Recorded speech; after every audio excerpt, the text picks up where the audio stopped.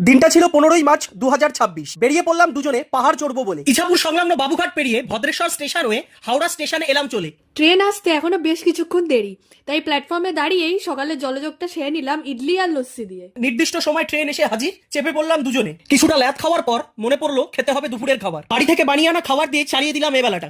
এই ফাঁকে টুক করে বলে রাখি, আমরা যাচ্ছি কেদারকণ্ঠ ট্রেকে। বিহার ঢোকার সাথে সাথে এসি কামরা হঠাৎ হয়ে গেল জেনারেল কামরা। রেল কর্তৃপক্ষকে বহুবার কমপ্লেন করেও কোনো সাড়া মেলেনি। এরকম সিচুয়েশনে কি আপনারাও পড়েছেন? পড়লে জানাবেন। 4 ঘন্টা পর এই জ্বালা থেকে মুক্তি পেয়ে রাতের খাবার খেয়ে পড়লাম ঘুমিয়ে। ঘুম থেকে উঠেই জানলার বাইরে দেখলাম এই এক ঝাঁক বক উড়ে যাচ্ছে। চা নিয়ে দেখি খসে পড়েছে দুটো বিচি।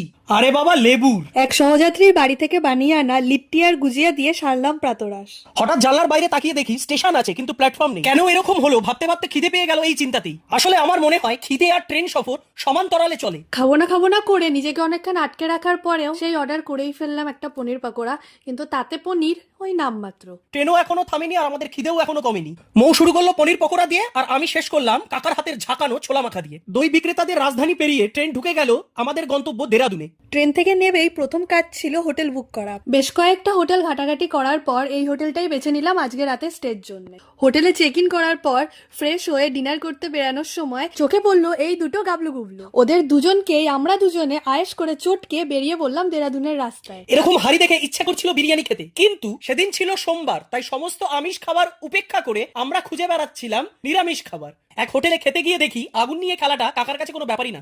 রাতের খাবারের থালিতে ছিল নান, মিষ্টি রুটি, জিরা রাইস, পনির বাটার মশলা, ডাল মাখনি, মিক্স ভেজ। আজকের দিনটা এখানেই শেষ করলাম। খেলা শুরু হবে কাল।